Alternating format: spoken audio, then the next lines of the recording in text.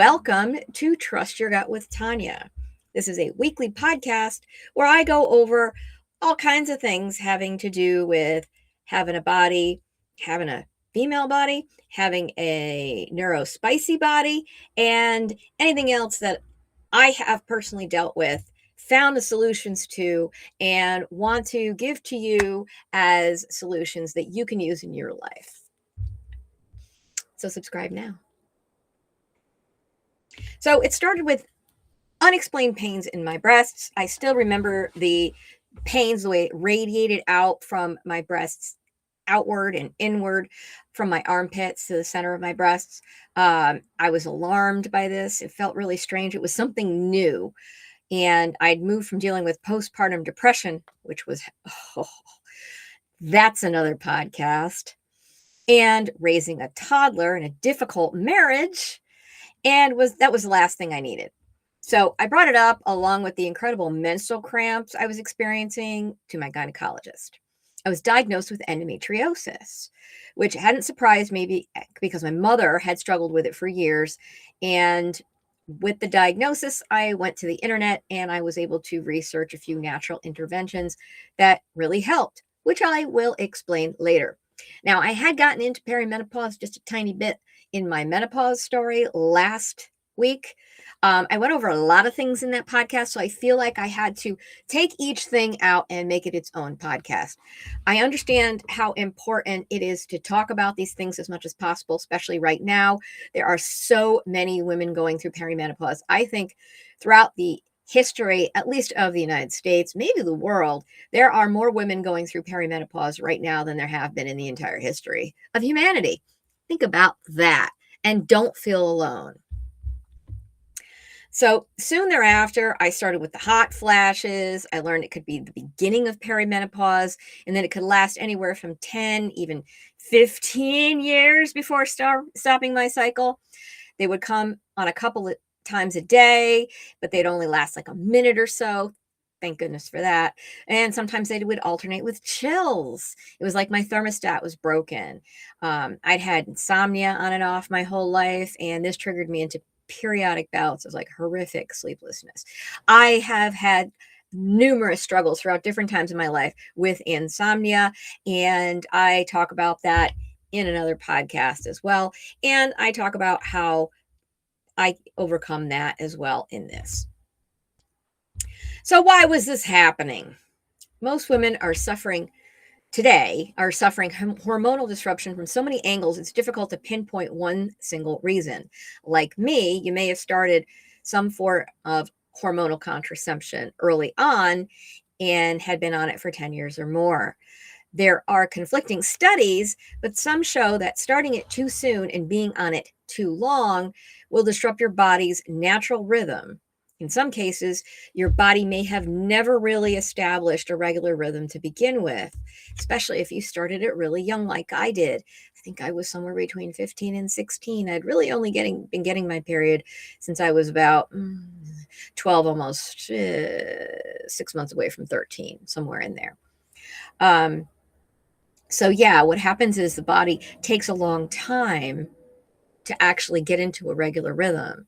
And if you disrupt that by introducing outside exogenous, that's what that means, hormones, then the body doesn't really get a chance to do what it needs to do to develop its own cycle. So I am quoting here, menstrual cycle biomarkers are altered for at least 2 cycles after the decontinuation of oral contraceptives, and this may help explain the temporary decrease in fecundity associated with recent oral contraceptive use. Now, basically what that means is that there are some weird fertility things that happen when you get off the pill because it disrupts your cycle. There's nothing that anybody can say that would convince me otherwise. It is the point entirely of the pill to do this. So this is just one of those reasons. And I honestly think that it does something weird, like it makes your eggs kind of back up. So it's like all of a sudden the ovaries are just bursting. And like I got pregnant right after I went off the pill, like immediately, which that can happen too. So you can't expect to know what's going to happen because everything has just been so altered. So I linked the study to that there just to show that. In addition to intentional exposure to hormones, right? That's taking the pill. We're all being exposed to excessive amounts of phytoestrogens from processed foods and xenoestrogens from plastics, microplastics, pesticides, and forever chemicals. These all act like estrogen in the body and further confuse our delicate systems. The results are sore breasts, irregular cycles, heavy bleeding, horrible mood swings, PCOS, infertility, and skyrocketing cancer rates. Today, a woman's environment is far more of a threat to her well being than any crime statistic. Think about that. Everybody's worried about self defense and learning how to be, hyper vigilant, make sure you're safe at all times. Meanwhile, everything is coming at us all at once. So, phytoestrogens are like anything from soy will do that. Sometimes we want that later on when we're in menopause. But this stuff needs to be intentional and not unintentional and overloading us constantly. So anytime you're eating processed foods, you're dealing with a lot of soybean oil. You're dealing with a lot of things that are in the foods that have these plant estrogens in them. And the last thing that a woman needs while she's producing her own hormones is something that comes from the outside that acts like her, it competes for estrogen. Okay. Xenoestrogens, xeno is like the root for foreign, are anything that comes from something that isn't in nature. And well, we can argue about what that is with plastics and stuff. I mean, my goodness, plastics are brought to you by big oil. They are hydrocarbons. They are created from something that is from the earth that is, I don't know. I don't know exactly. Nobody really knows for sure where oil is coming from. They say they do, but whatever. Anyway, the bottom line is that plastic comes from oil. And this stuff anything that is in your body that does this acts like estrogen and is also competing for the natural estrogen in your receptor sites. So the receptor sites are just like the little things that sit there on your cell and wait for the messenger, which is the hormone, to come and plug its little puzzle piece in, right? Well, these other things look just like it. So what that ends up doing is that your rate of circulating estrogen in your system goes through the roof because all the places that we're going to connect to with these biomarkers, the sites that it connects to there's something already there, and it's either plastic or soy, right? Essentially. So your body doesn't know what to do with all that. What it does in a lot of cases, it causes serious inflammation. And this stuff, it flocks to the sites like in your breast tissue, in your ovaries. And I have included in here a chart of breast cancer incidence and mortality in the US over time. So there were like 60 cases per, I'm not sure how many here, in 1940, and now it's in 2000. It's not even, this doesn't even go beyond 2000. My goodness. That's suspicious. That's 26 years of data we're missing, by the way. Just going to say, in this chart, which was difficult for me to even obtain. I had to really dance around to try to find this. There's something going on. People with breast cancer. You may have had breast cancer. Everybody's dealing with breast and or ovarian and or uterine and or cervical cancer right now. And something's happening, okay? This is why I'm going to give you solutions towards the end, because I don't want you freaking out. We're already freaking out. You need to think about this. You need to understand what we are up against. Otherwise, it's going to take you by surprise, and that's what you should be afraid of. Don't let this stuff take you by surprise. Be prepared, and you can be. Be prepared, not scared. So anyway, the rate of cancer, it's like doubled according to this here. Since that's from 1940 when they started looking at it, and 2000, which was 26 years ago.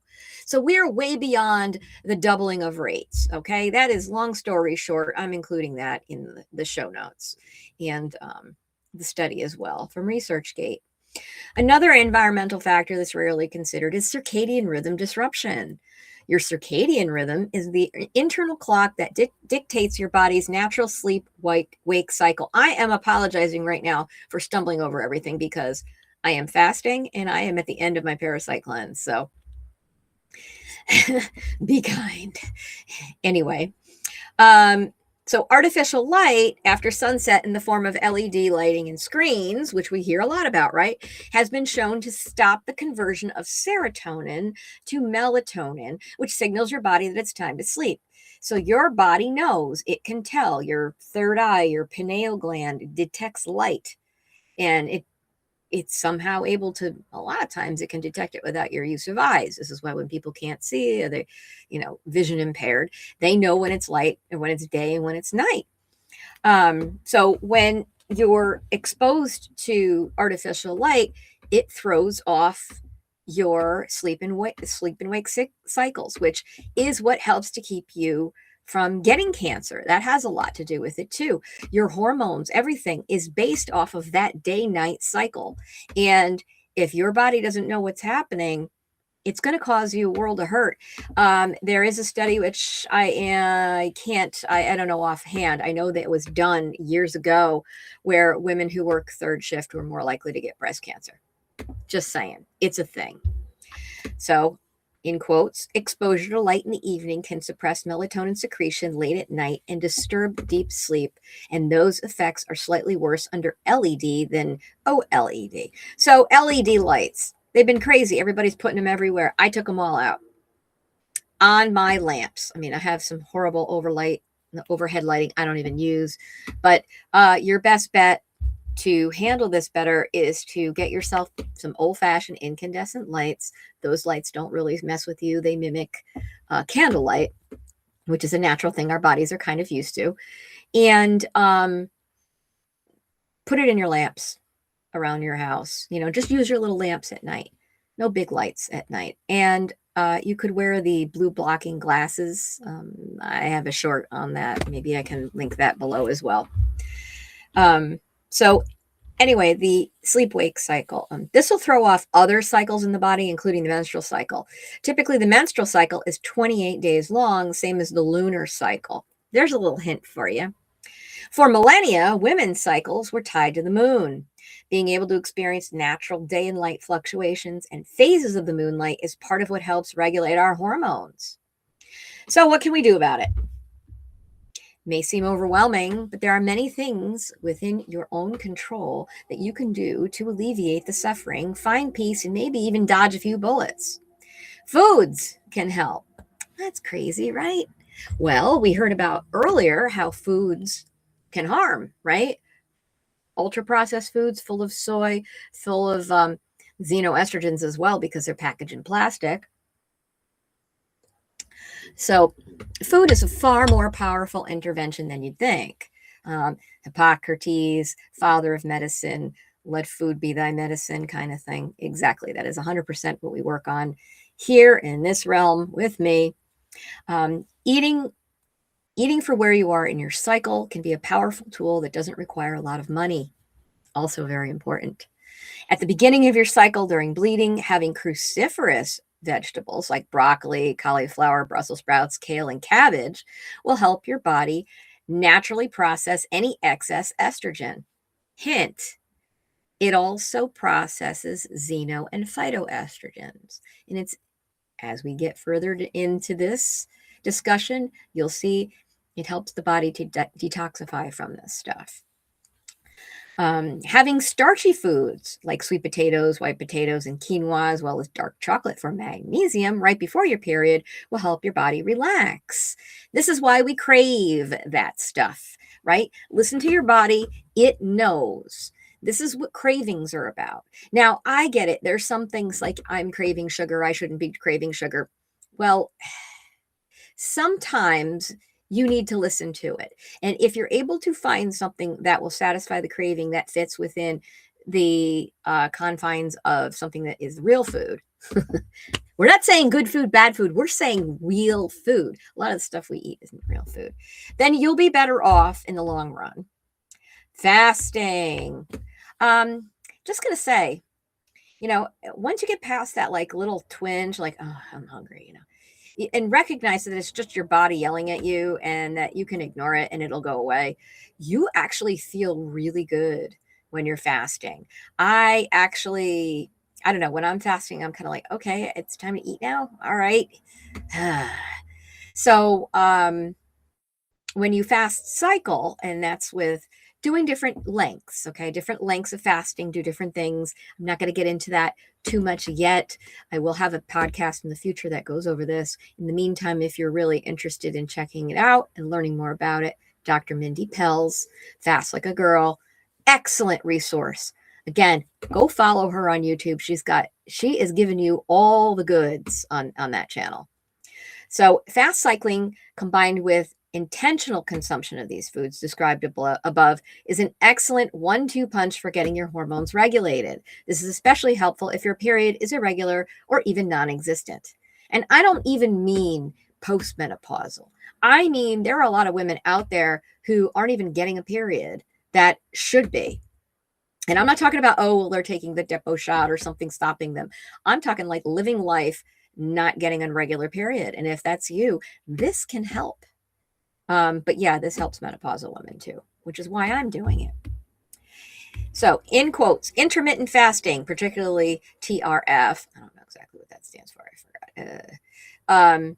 Shows potential as a non-pharmacological intervention to improve reproductive health and fertility in women with PCOS. Women with PCOS, there's a lot of you out there, listen to this, okay? By targeting, that'd be great. By targeting hyperandrogenism, which is too much of the masculine hormones in your body, which is why you get the chin hair, insulin resistance, which is why you gain the weight, and menstrual irregularities, which is why your periods are horrific.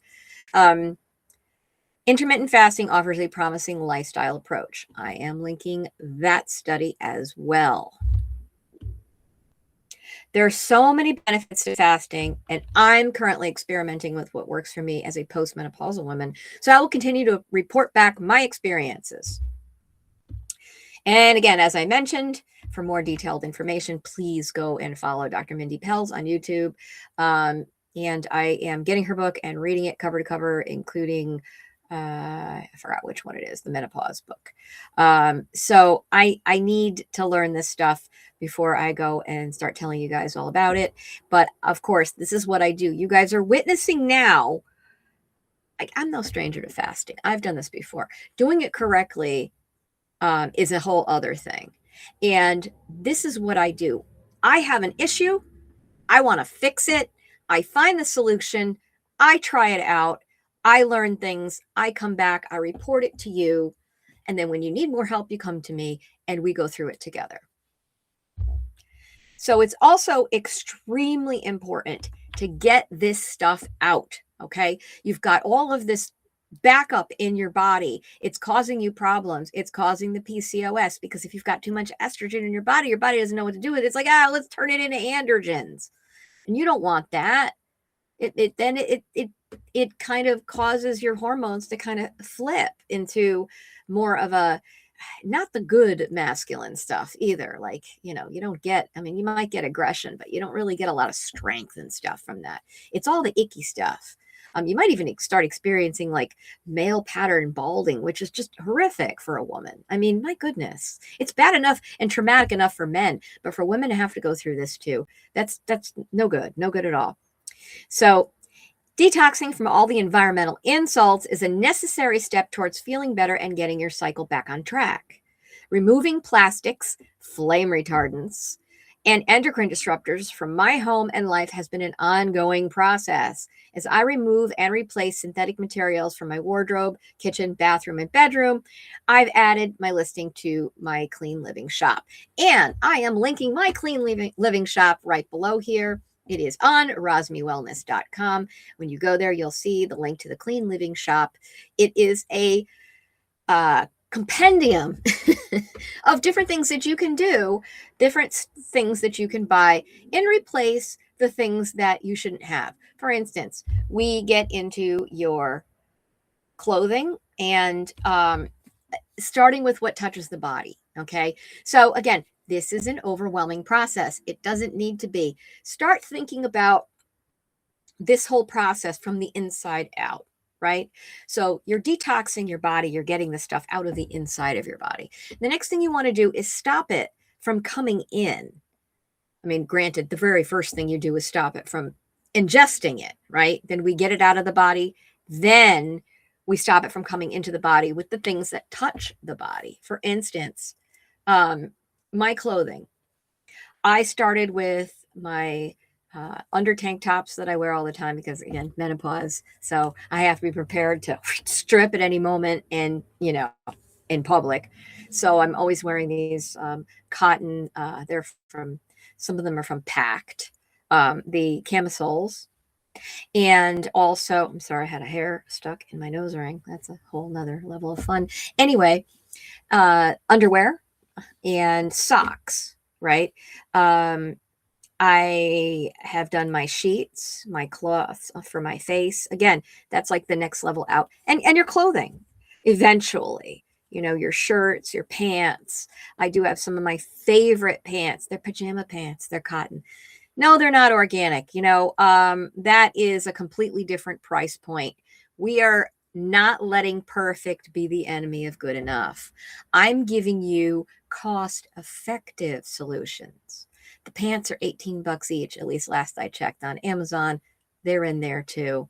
They're amazing. I do, as an Amazon associate, get a couple cents every time you click through on that.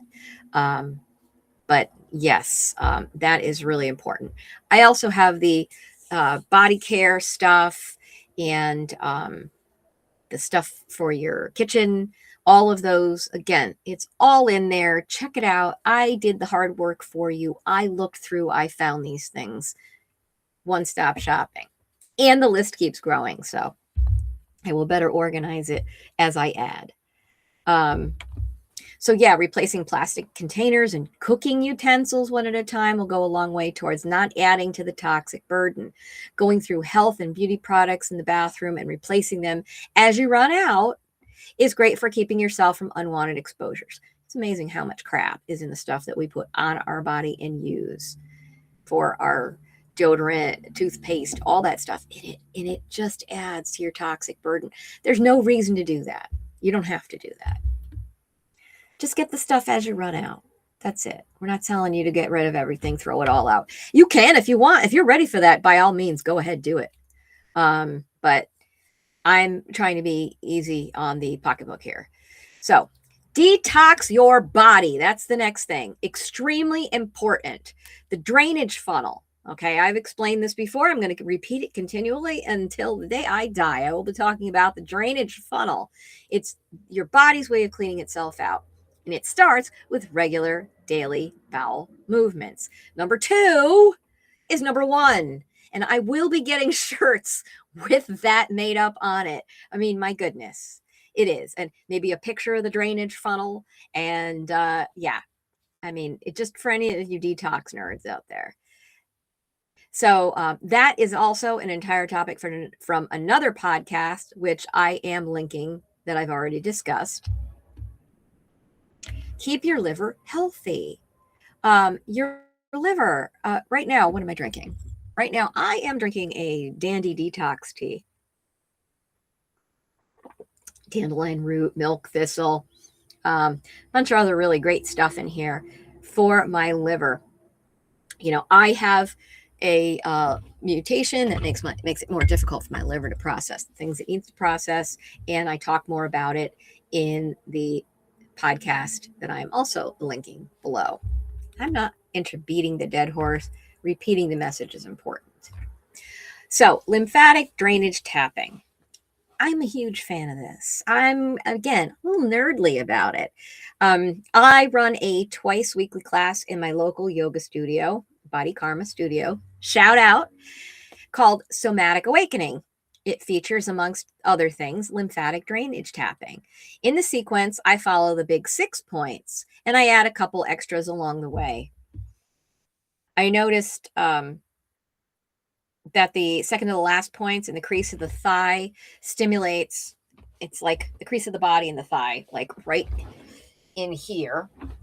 It stimulates the lymph glands that get sore around premenstrual time. So stimulating the lymphatic system to clear out excess waste during this time helps to alleviate the pressure and pain in the lower abdomen.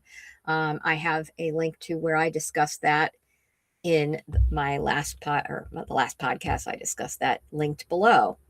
The other thing that I wanted to say about that too is if you are a Connecticut person and you are on the shoreline, please, please, please contact me. You can come and take my class at Body Karma Studio. It's on Wednesdays and Fridays, Wednesdays 7:30 a.m. to 8:30 a.m. and on Fridays 10:30 to 11:30 a.m. And I am also doing private appointments, and the more people you get, the cheaper it is for you.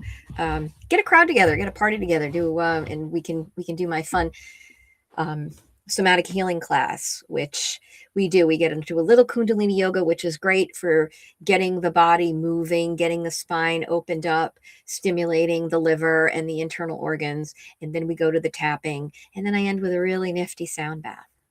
It's fun. People love it. I also do a version of that in our local little salt room in town in the Salt Leaf. Another shout out. Clinton, Connecticut, come see me. So, what I did when I learned what was happening to my body.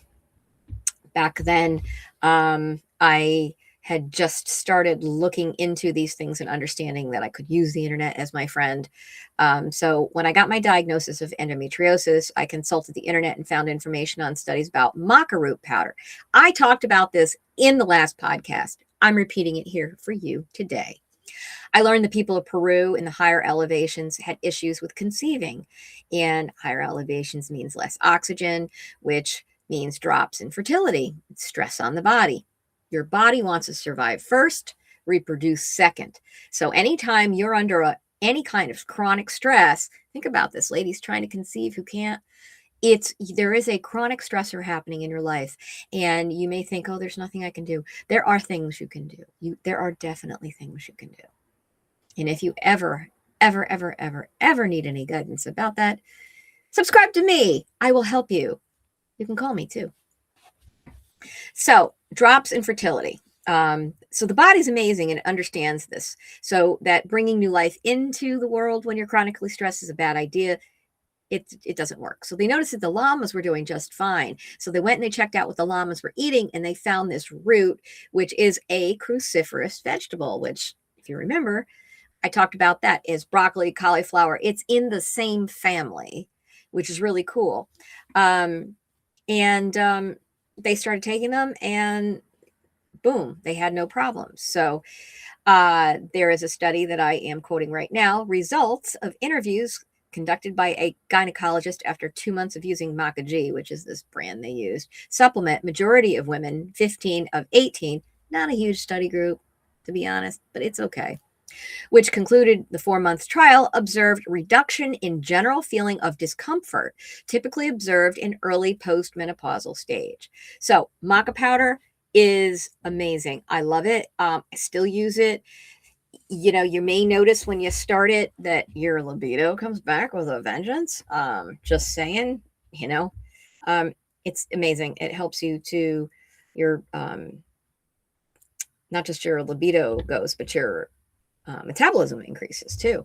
So this is just the beginning of the rabbit hole of my discovery and use of adaptogens. That's what these are. They're adaptogens. Another adaptogen is ashwagandha. I do use that here and there.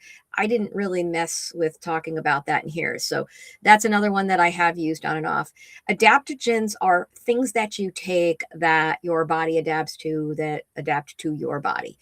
It's better than just hitting them hard with any kind of hormone, because hormones they create a cascade of events. There's a downstream result when you take a hormone. Adaptogens make your body make those things, which is what you ideally want to have happen.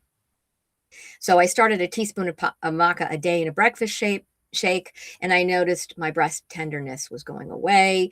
My periods were very regular. They're only 3 days long and lighter. And honestly, since I started taking that stuff regularly, I was never on the pill after I had my son almost 25 years ago. And my periods were light, 3 days long, and almost exactly on time all the time. It was an amazing thing.